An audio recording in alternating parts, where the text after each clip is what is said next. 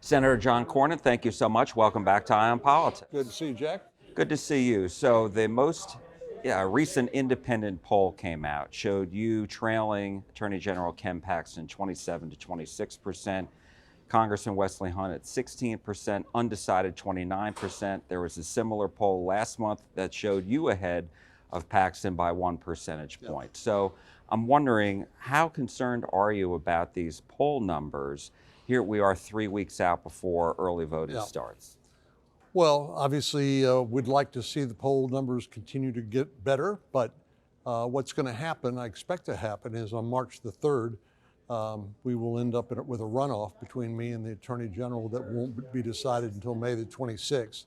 I don't think Congressman Hunt has a credible path to victory, and but he's determined to stick in there and force a runoff. And I would say, Jack, even though there's not a lot of time between now and early voting or the primary itself, I think maybe 40 days from now, it's expensive to advertise statewide. It's one of the most expensive states in the country.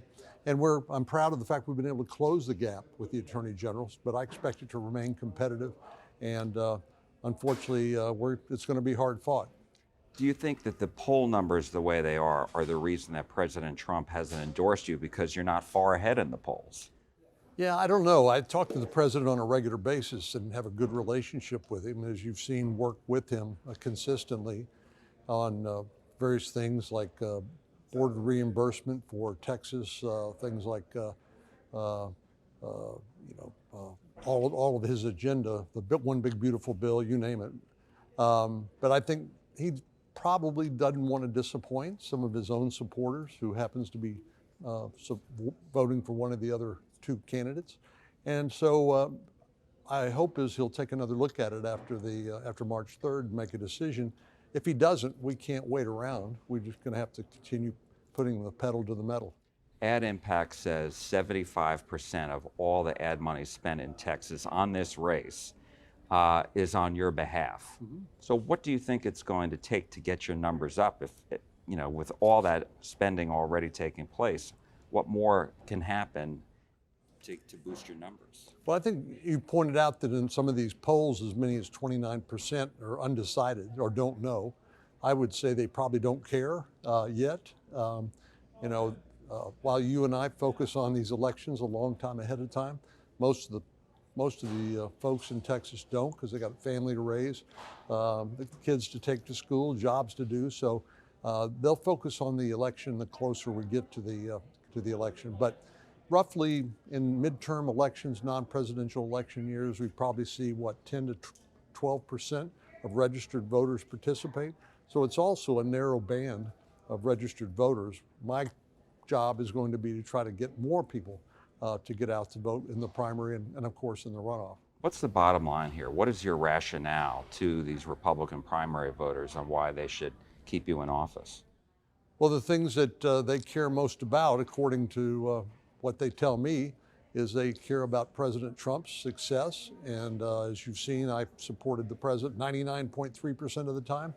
Most of the most important legislative accomplishments of the Trump tenure in office, things like the Tax Cuts and Jobs Act, things like the One Big Beautiful Bill, I've been an integral part of. And then, of course, there are all the federal judiciary that have been so important, particularly the Supreme Court of the United States, that I've helped usher across the finish line. So I think many people don't know that, and so we're reminding them of that. But it's the other thing that people care a lot about is affordability, or what I call kitchen table issues. So I think that's going to dominate a lot of the discussion during the primary and during the general election, because we're just coming off 40-year high inflation due to the Biden administration profligate spending policies. You've been very critical of Congressman Hunt's attendance record and his voting record. It's shameful. Why is that such a big deal? Because he told me that it's okay because people haven't asked him about it on the campaign trail. And he said he's more concerned about the votes in the Senate and the fact that the president's agenda is being held up, and that he says he supports eliminating the filibuster. What do you say to that? Well, I can't believe he has the temerity to say showing up for work doesn't matter, and he's missed 90% of the votes that have occurred this year in the House of Representatives. I would recommend that you or others talk to the Speaker of the House, Mike Johnson, who is trying to pass President Trump's agenda, and he doesn't have members who actually show up and are willing to vote. And that's a real problem. You can't claim to be pro-Trump and not show up for work. And you know, we've passed some important legislation, the One Big Beautiful Bill being the single most important during President Trump's first year. We just got through passing a National Defense Authorization Act, which is another massive piece of legislation that emphasizes national security. We're going to keep pushing as hard as we can to pass the president's agenda. There's a suggestion from the House Study Committee that we do another reconciliation bill, which we could do with just Republican votes.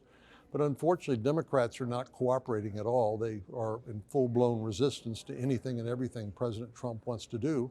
So we have to do it, if we can at all, with strictly Republican votes.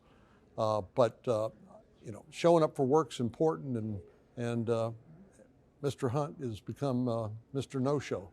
There are no debates, so how are you going to make your case against Attorney General Paxton? Well, I don't know what will happen after the primary on March the 3rd. I'm happy to have a debate. So far, the Attorney General's been unwilling to answer hard questions in public about his record. And as you know, his record is one of corruption, betrayal of the Texas taxpayer, of his own staff who turned him into the FBI as whistleblowers and got a $6.6 million judgment against him. And he's betrayed his own family. I don't know how people think that they can trust him to be a United States Senator if he betrays everybody he deals with. What'd you make of that ad, that AI-generated ad by him showing you and Congresswoman Crockett, who's also running for Senate on the Democratic side, who wants to take your seat, the two of you dancing, and using your quote about her being a dance partner in Congress? It's absolutely silly and non-serious. If that's the best shot that Ken Paxton can take, I think it's pathetic, actually. If people see a phony ad made by artificial intelligence, what that means to me is they must think, well, the whole thing's phony, including the message. So as I've worked with President Trump, I've also tried to figure out how do I work on a case-by-case, on an issue-by-issue basis with my colleagues in the Congress to pass legislation that's important to my constituents, the people of Texas and the American people. And I'm willing to do that with anybody. Unfortunately, Jasmine Crockett has become more and more of a performance artist in her own right and non-serious in terms of passing legislation. I'm pretty disappointed in the way she's conducted herself. She's in a tough race with Tallarico, who's now out polling her. Chances are she won't be the nominee, but we'll have to wait and see. I was going to ask you, I was reading an article in Semaphore that you described Tallarico as dangerous. What do you mean by that? Well, I mean, if I'm the nominee, I will win by a larger margin than any of the other contestants in the Republican primary. I won by 10 points in 2020, but the most recent polling shows Tallarico running against Paxton at a tie. And what that tells me is that Paxton could well lose the general election in a red state like Texas, and we lose the Senate seat. And even if he doesn't lose the race, it would cost hundreds of millions of dollars to try to salvage him because of all the baggage he brings to the election. And what that means down ballot is that there won't be the support for our candidates down ballot. As you know, midterm elections, the Senate is the top race on the ballot, not President Trump. He's not on the ballot this time. So the better I do, the better it will go for our congressional races, particularly the 5 new congressional seats that we got as a result of redistricting. And that's the business case, I call it, that I've made to President Trump. If he endorsed me, if he supported me, chances are we wouldn't have to waste money in Texas that could be spent to pick up Senate seats in Georgia, Michigan, New Hampshire, and North Carolina. And the chances are that with a flawed candidate like the Attorney General, we could end up losing that race. Wanted to ask you about this controversy over ICE that's ongoing and their enforcement actions. Obviously, there was the deadly shooting of Renee Good up in Minneapolis by the ICE officer. When I was speaking with Congresswoman Crockett, she compared ICE enforcement to slave patrols. What's your reaction to that? That really, I hate to dignify that with any response, except to say it is completely unacceptable for elected officials to trash our law enforcement officials, whether it's the local police, our state law enforcement officers, or federal officers like ICE, from enforcing the laws that Congress itself has passed.